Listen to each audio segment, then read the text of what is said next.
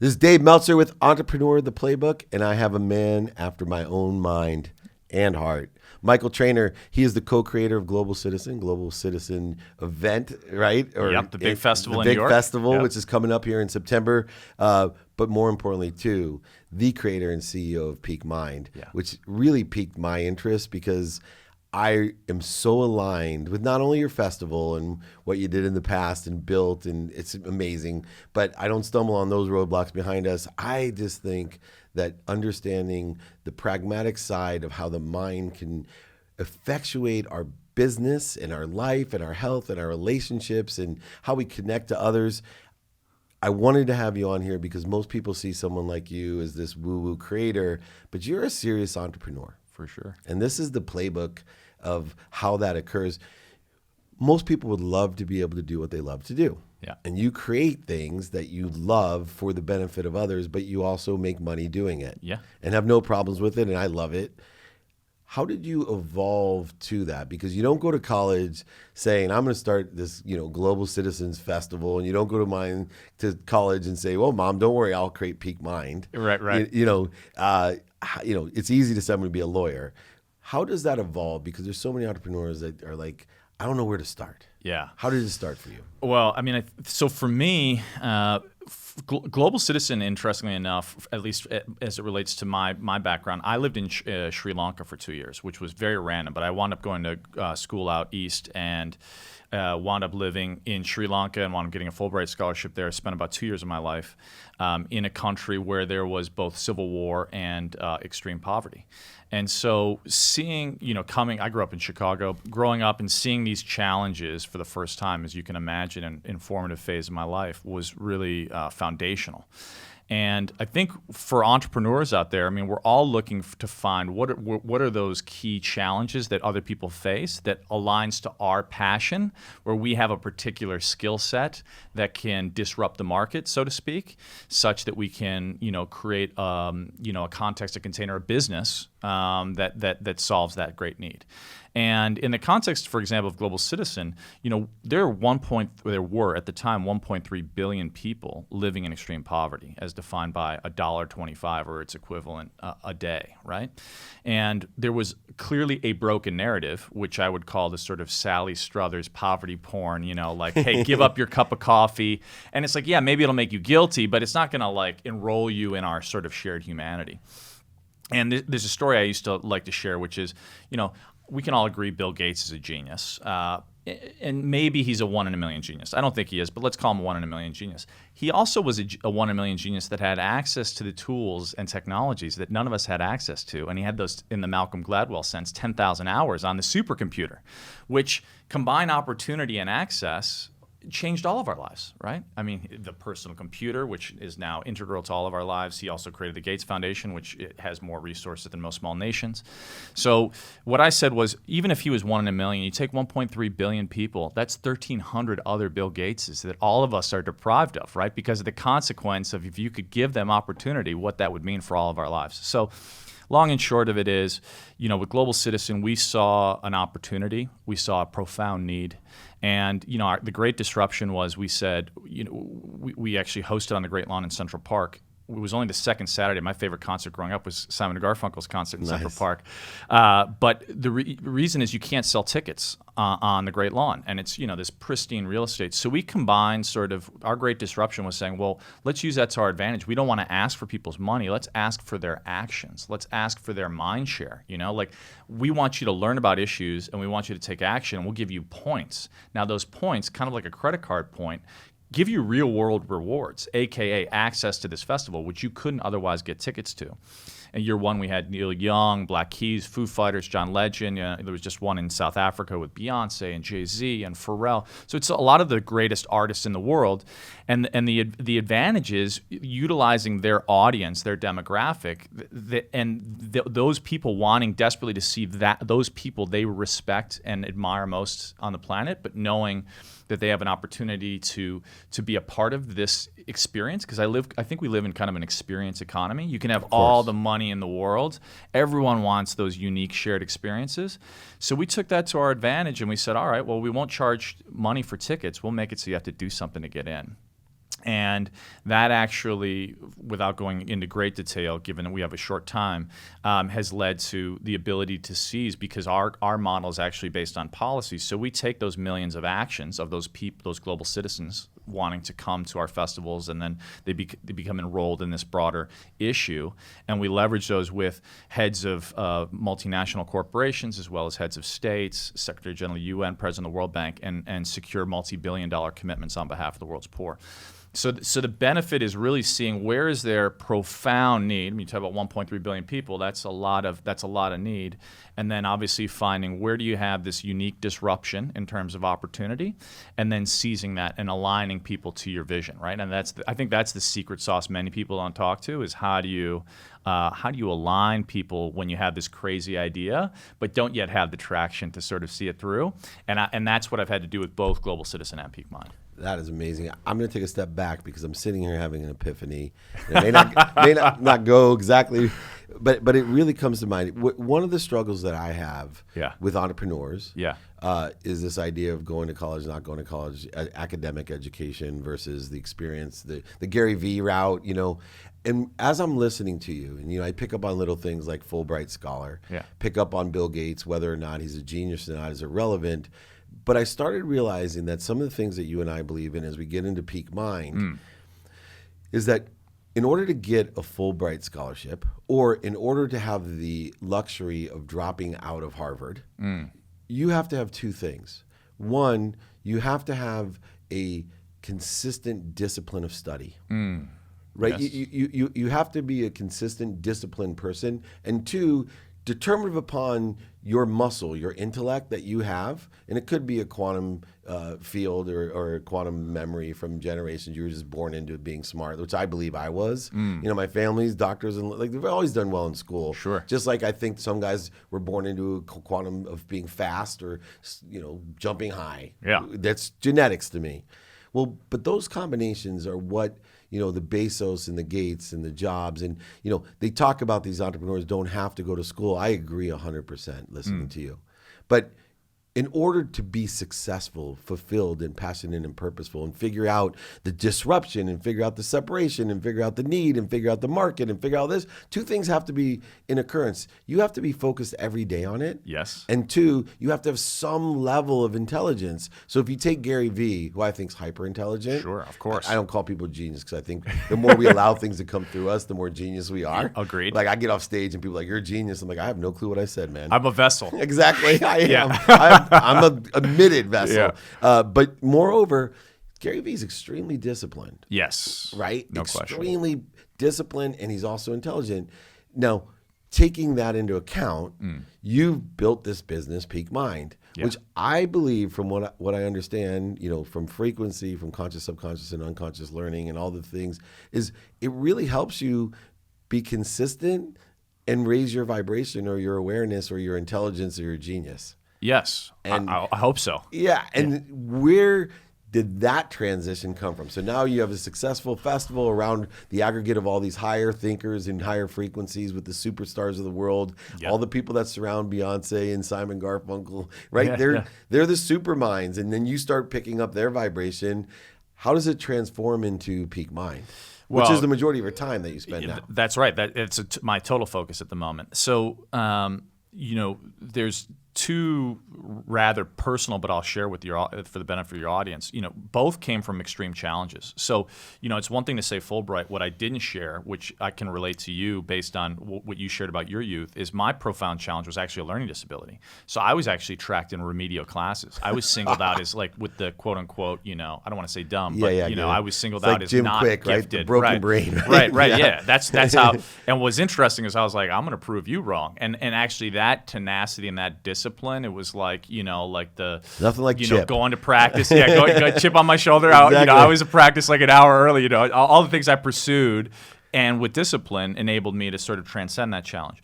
With Peak Mind, my father, unfortunately, was diagnosed with dementia, which I then realized this is an epidemic that we're about to face, right? With Global Citizen, we're focusing on diseases like polio and malaria, a lot of the diseases endemic to the developing world. Well, right now, if you look, nearly half the U.S. population is pre-diabetic. Nearly half the Chinese population is pre-diabetic, right? So we have this potentially new global epidemic, which is more based on lifestyle and the myriad of factors that are influencing us, which given time, I won't go into, but I saw with my own father almost like a canary in the coal mine, which also was true for me because with Global Citizen, I was working nonstop. We're putting in, the amount of time you need to put in to launch a large-scale platform. But I wasn't being mindful of some of the things you and I have discussed, which is, the sleep, the wellness, the health, And so what my father's dementia did for me was it was a profound spiritual journey, if I may say so, but also it awoke in me a lot of the tenets of wellness, which were going to be integral for me to support him in the way that you would someone you care deeply about on the planet. But also it awoke in me this notion of, okay, hang on.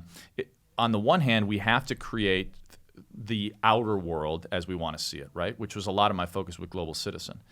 But the outer world and the inner world are entirely commensurate and related, and it's not often spoken about. And I know you focus a lot on athletes, whether it be an entrepreneur listening or an athlete.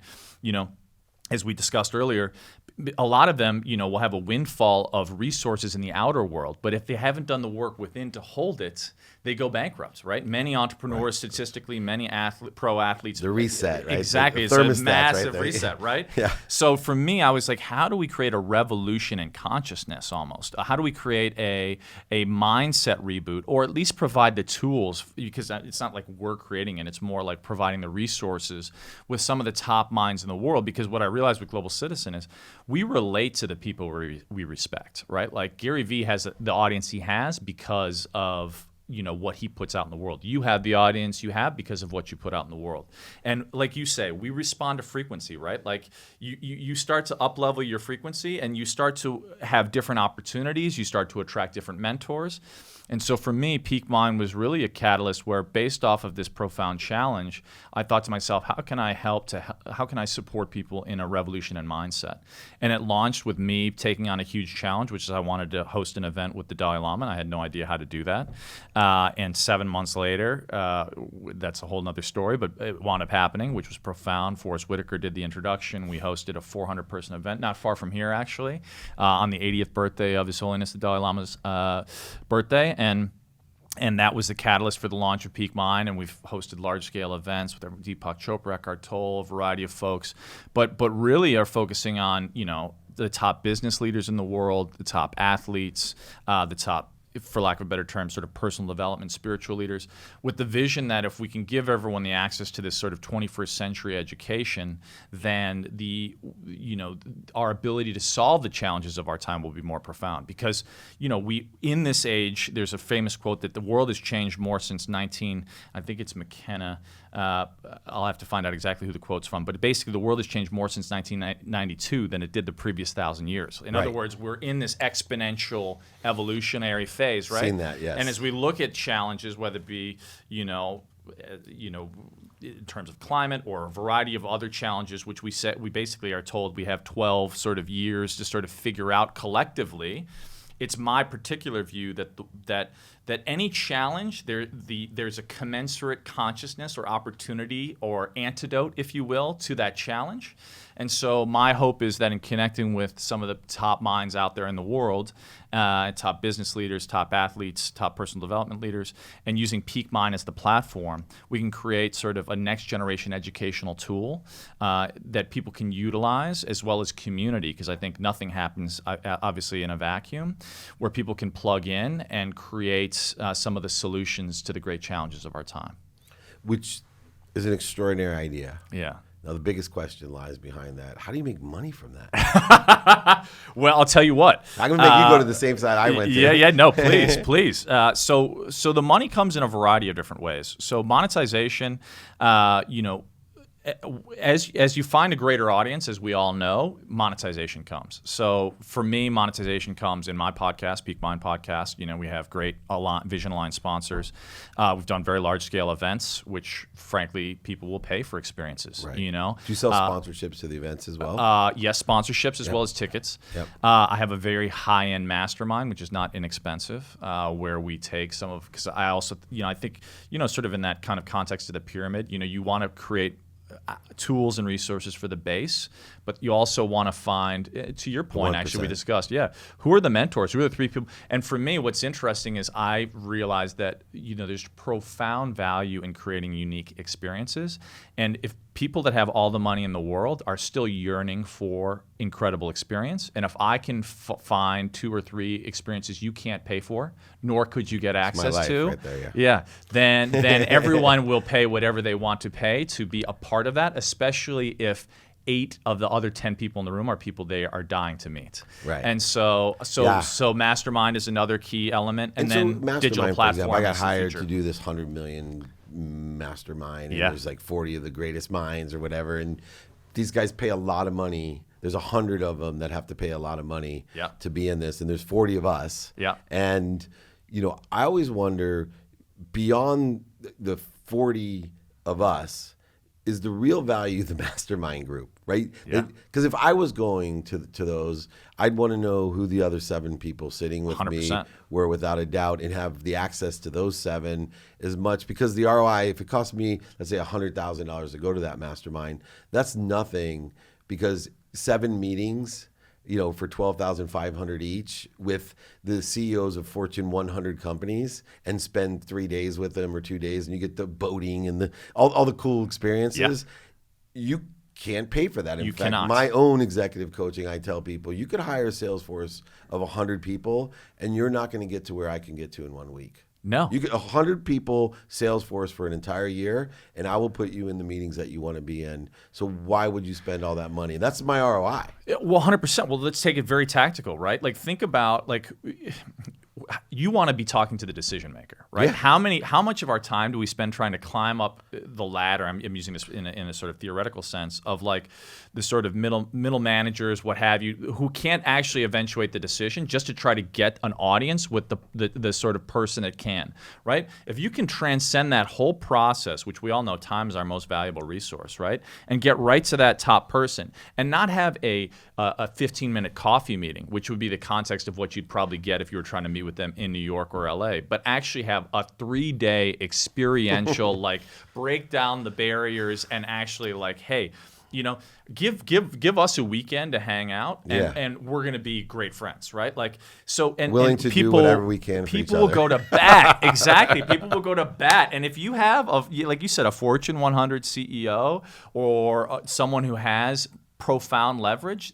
there's no amount of money that you want the invitation to that. And let me break that down for my audience, because I love the fact that the 2 components that people don't think about is credibility and emotional attachment. And when I talk about credibility, you understand it better than anyone, because you got the Dalai Lama, you knew you had credibility. Why did Forrest Whitaker want to be the MC for that? Because you were putting it on, or I was there? No. It was, I want to announce, that raises me. Yes. I'm MC for the Dalai Lama, right? That's right. And you could have bargained it off probably for $1 million. Somebody would have wanted to do it. But more importantly, why credibility is so important is people don't realize if you're credible, you can say whatever you want. Now, to hold your credibility, you have to actually perform on what you promise. But if you're doing something and you're credible, your statistical success go way up with credibility. 100%. And exponentially added to that is the emotional attachment that occurs in the 3 days. And you're combining both of those. And I think the reason I wanted to draw this out painfully for what you do is that nobody talks about the nitty-gritty side of what actually are you doing, because anybody could do it if they have credibility and emotional attachment, because in order to get these people to do this, you have to have the same thing. You have had to elevate your frequency. If you started when you were in Chicago before you went into school or spent the time, your frequency wouldn't be there. So even though you had this same idea, and other people listening, I'm sure you're sitting at home going, I'll just create my own mastermind. It doesn't work that way. I coach a lot of people that have masterminds and nobody shows up. And they wonder why. Well, because you haven't raised your frequency to have the credibility and emotional attachment to get the other high people there, to get everybody else. And it keeps growing and growing because it's just a frequency. I think this is a good example of how frequency can build a business, and you can monetize it and not get so busy working that you forget to make money, because you can make some serious money doing this. Now, I'll let you finish too as we get to the close. Yeah. Beyond the masterminds, what else was there? I know I cut you off. No problem. So this is actually yet to be announced, and hopefully in a future conversation we can break it down. But I'm going to launch a very large-scale digital platform in 2020, which will be, we'll just say, playing off that same idea of incentivizing action, right? Awesome. So Global Citizen was about incentivizing action.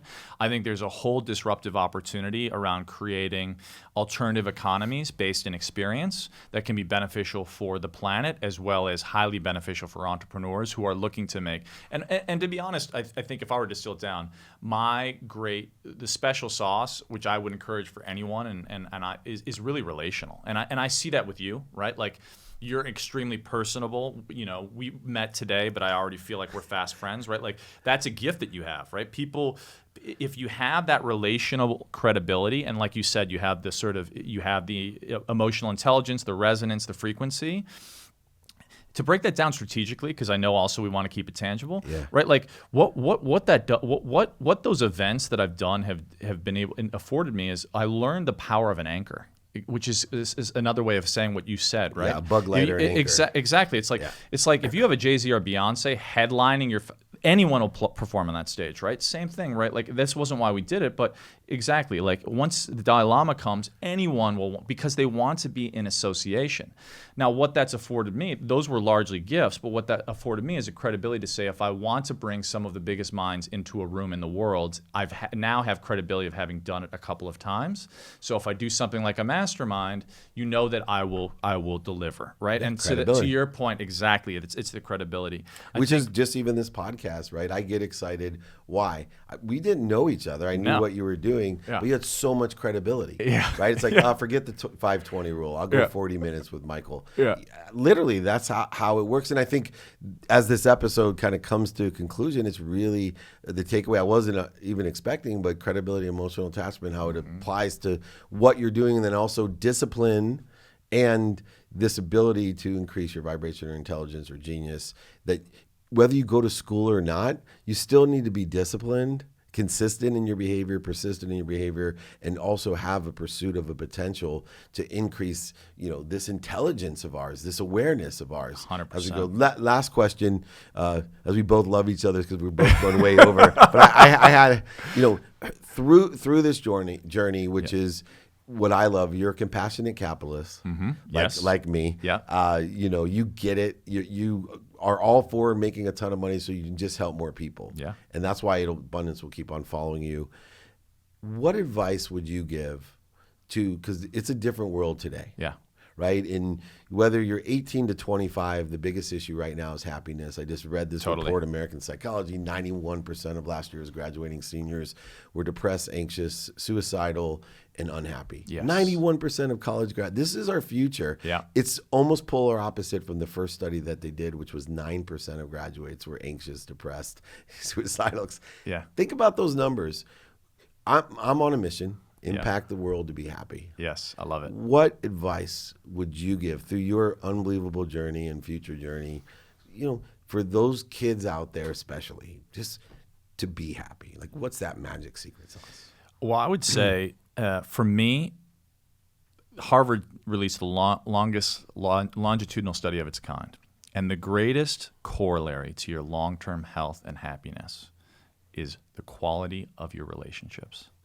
And so for me, if there was one piece of counsel, whether it be for business or for personal contentment, which we shouldn't see things in silos. They're obviously, as you know, entirely interrelated. Proven by this. Yeah, but exactly. But I would say the greatest corollary, and I'm super familiar. In fact, this part of the book I'm working on, is this notion of we're living now in this epidemic of disconnection. right? Like is what I would call it, right? Which we see symptomatically in the rise of suicide and depression amongst young people especially, but also old people. You know, we our brains have evolved largely in tribal context over hundreds of thousands of years, and we're now in this brave new world, and we're trying to figure out the playbook for how to live.